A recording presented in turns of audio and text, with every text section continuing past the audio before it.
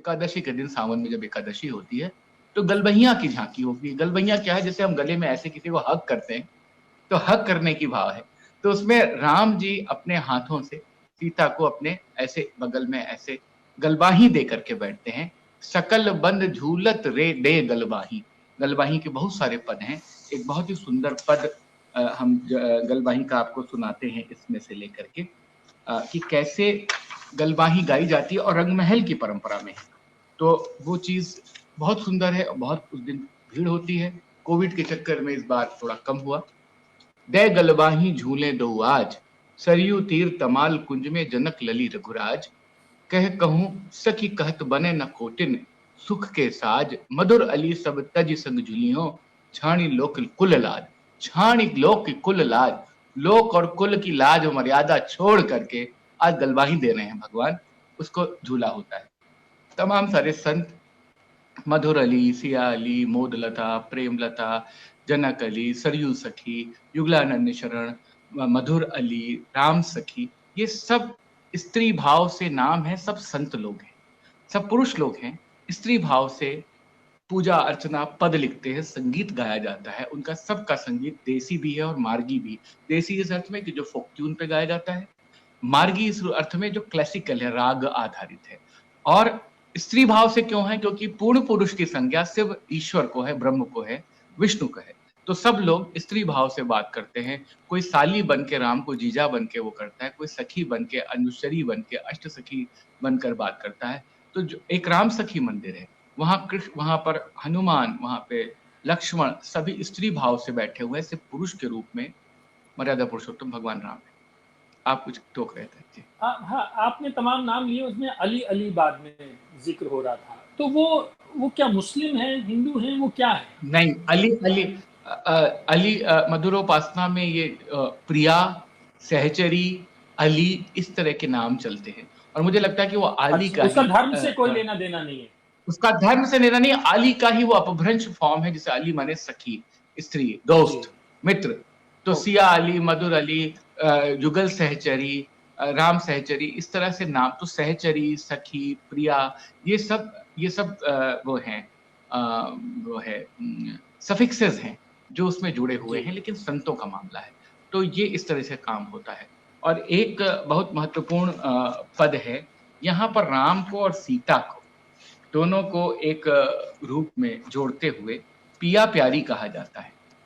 मतलब पिया राम है और प्यारी आपके सिया वो हैं, सीता जी सीता हैं। है। तो पिया प्यारी का जब पद आएगा तो मतलब है कि राम जानकी हैं। झूले नवल हिंडोरे पिया प्यारी संग बनी ठनी श्यामा। तो झूला झूल रहे हैं और श्यामा का एक बना ठना स्वरूप आ रहा है। कहने का भाव ये है कि जो झूलों के पद हैं, जो श्रृंगार के पद हैं, वो तमाम तरीकों से अयोध्या की उस देसी और मार्गी संस्कृति को निरूपित करते हैं, जो यहाँ पे करीब करीब, ज्यादा नहीं तो 500 साल, 700 साल से चली आई। क्योंकि संत कृपा निवास और संत अग्रदास और युगलानंद शरण जी के और जानकी वर शरण जी के समय से ये सारी चीजें होती रही हैं।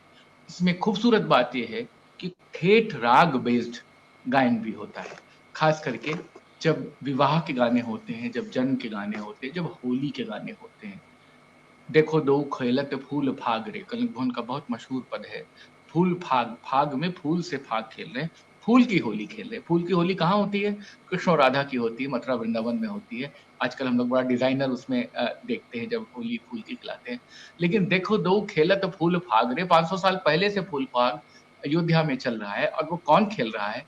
वो राम खेल रहे हैं, वो लक्ष्मण खेल रहे हैं, वो सीता माता खेल रही हैं।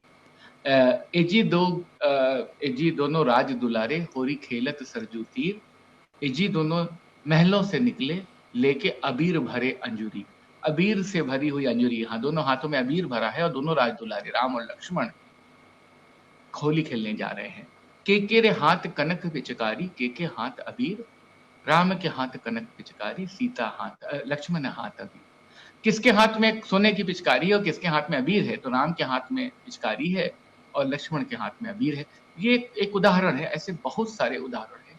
आपको हजारों पदों में व्याप्त ये सारी चीजें मिलेंगी। और जो महत्वपूर्ण बात है जो मैं बताना चाहता हूँ कि रसिकोपासना में, मधुरोपासना में 4-5 केंद्र ऐसे हैं जहाँ पर सारे पदों का बहुत ही खूबसूरत गायन पारंपरिक रूप से होता रहा है। उसमें एक सद्गुरु सदन मंदिर है, एक रंग महल मंदिर है, एक विदेहजा दूल्हा निकुंज मंदिर है, एक लक्ष्मण किला है। लक्ष्मण किला की जो परंपरा है, वहाँ के जो संत थे प्रवर्तक, वो सीता जी को मिथिला से डोली में उनकी मूर्ति लेके आए थे और 1 वर्ष के अंतराल में वो पैदल-पैदल डोली में मूर्ति आई और स्थापित हुई। वो अकेला मंदिर ऐसा है जहाँ पर सीता की प्रधानता है और ससुराल के भाव से, बहू के भाव से उनकी एक प्रतिस्थापना है और वहाँ के युगल विहार झूलन करते हैं, वहाँ पे होली करते हैं, वहाँ पे सावन के पद गाए जाते हैं, विवाह के पद गाए जाते हैं। विभूति भवन एक मंदिर है, हर पंचमी को, पंचमी के दिन राम का विवाह होता है। हर महीने की पंचमी पे वहाँ राम विवाह होता है। मतलब आपको साल में 12 बार आपको पंचमी में 24 बार, क्योंकि 2 बार पंचमी पड़ती है, जी 24 बार आपको वहाँ पे राम विवाह होता मिलेगा। और ऐसी मान्यता है, पुरानी मान्यता है कि जो लोग आस्था करते हैं कि हमारे बेटा-बेटी की शादी नहीं हो रही, तो वहाँ आकर के लावा परछनी का वो मानते हैं कि हम लावा परछेंगे आकर के मंदिर में, जो लावा परछते हैं, तो उससे हमारे बेटे-बेटी का ब्याह होगा और वहाँ का लावा जो धान परछा जाता है, वो परंपरा में दिया जाता है और गायन होता है। गायन पहले जब ट्रेडिशनल गायन होता था तो सारंगी पे होता था, मृदंग पे होता था, मंजीरे पे होता था, शहनाई पे होता था, तार शहनाई पे होता था।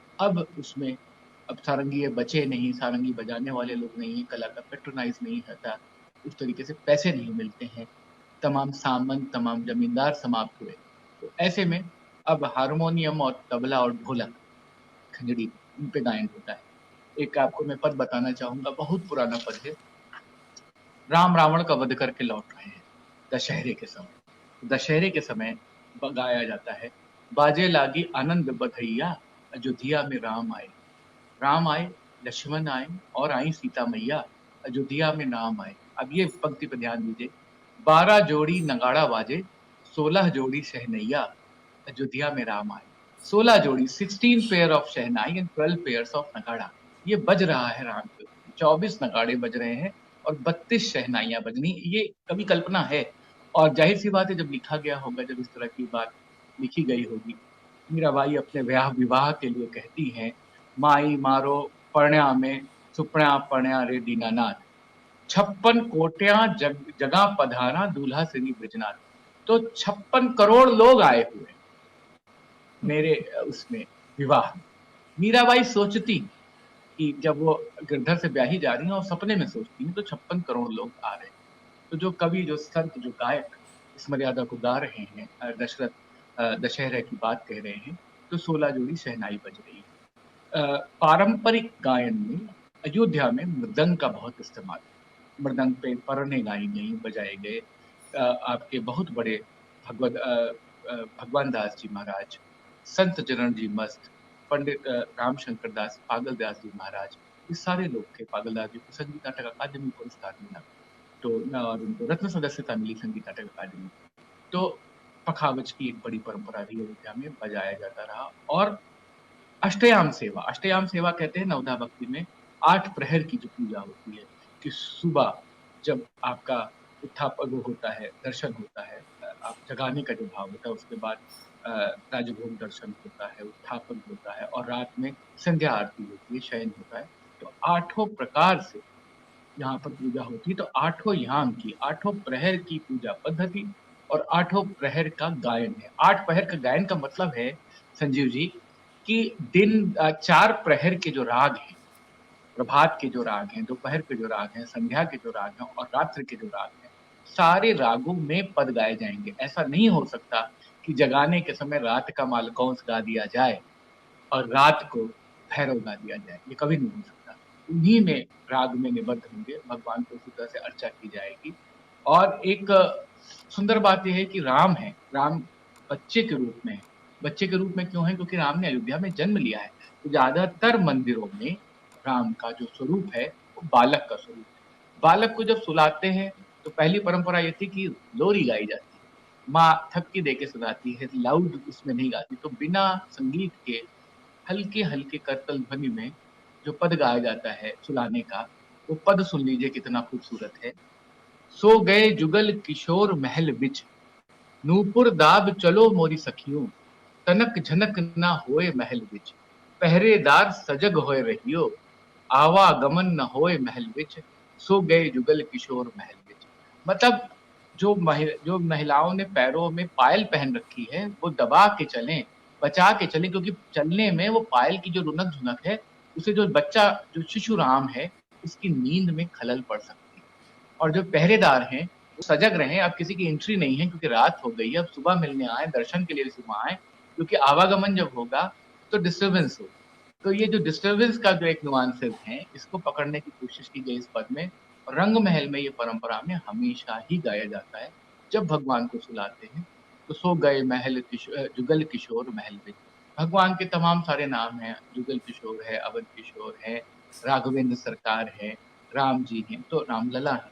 तो तमाम ढंग से भगवान का नाम आता है और इस तरह की परंपरा आगे बढ़ती है। एक महत्वपूर्ण परंपरा है विवाह।